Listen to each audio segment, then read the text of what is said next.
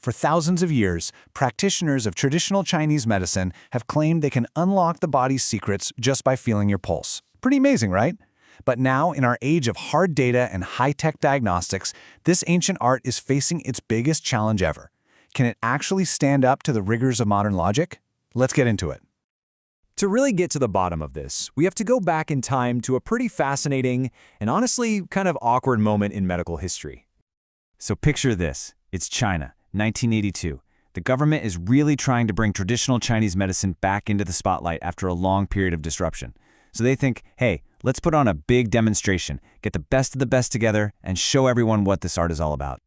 The setup was super simple. You've got one patient, and you have 8 of the most celebrated, most revered masters in the entire country. Each one is going to diagnose the patient just by feeling their pulse, totally independently. The result? Wow, it was a total mess. Some said the patient's issue was cold, others said heat. Some diagnosed a deficiency, others an excess. 8 masters, 8 completely different conclusions. So you can imagine this was pretty embarrassing. And it brings up a huge question. If the absolute top experts can't even agree, is this whole thing just a myth? Well, the answer is a lot more complicated than a simple yes or no. It actually forces us to ask a much better question. What are they really trying to measure with the pulse anyway? And that right there brings us to the core concept. See, these masters weren't just feeling for a heartbeat or blood pressure in the way we think of it. In their world, they were sensing something much, much deeper. They were feeling for what's called qi. Now, qi isn't some physical thing you can find under a microscope. A better way to think about it is like the body's operating system. It's that vital, dynamic force that drives literally everything. So pulse diagnosis, in theory, is kind of like reading the performance report for that entire system. So when a doctor feels the pulse, they're trying to get a read on 4 key aspects of your qi. They're gauging its movement, the power that gets your blood flowing and keeps you warm. They're assessing its ability to transform, your metabolic processes. They're checking its responsiveness, how well your system reacts and adapts to things. And finally, they're looking at its overall trend towards order and balance, or away from it. It's a dynamic reading of the whole shebang. Okay, but here's the thing. If that's the real goal, then the way pulse diagnosis is usually practiced today has a major, major flaw. And it's one that the ancients actually seem to understand better than we do. Just look at the difference here. The really old medical texts talk about a multi-point system, feeling the pulse in the neck, the wrist, even the foot, to get this full body picture. But somewhere along the way, just for convenience, it got standardized down to one single spot on the wrist. You're basically swapping out a full-body scan for a quick peek through a keyhole. You're going to miss stuff, right? And this simplification, combined with how abstract the whole idea of qi is, well, it created maybe the most dangerous intellectual trap in all of pulse diagnosis. This really gets to the core of the logical problem. Think about it. When a theory is so flexible that it can explain literally any outcome, it loses all its power. If it can never be proven wrong, can it ever really be proven right? This is a huge deal in science. It's called the principle of falsification.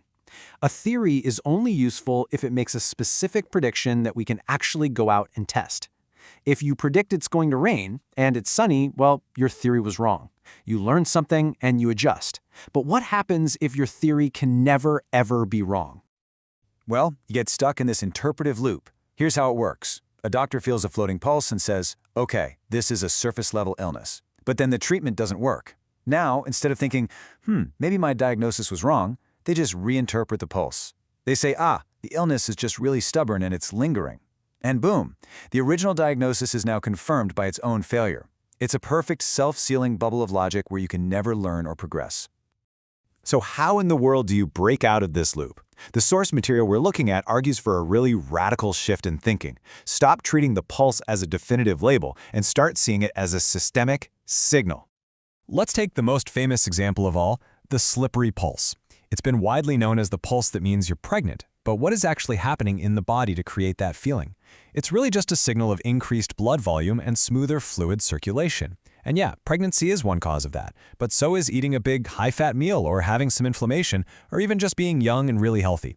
See, the pulse isn't a pregnancy label, it's a signal of a trend in your circulation. And that right there reframes the entire purpose of the diagnosis. The goal isn't to get to a final destination, like a disease label. The goal is to read the direction the body is heading. Is the system's energy rising or is it falling? Is metabolism speeding up or slowing down?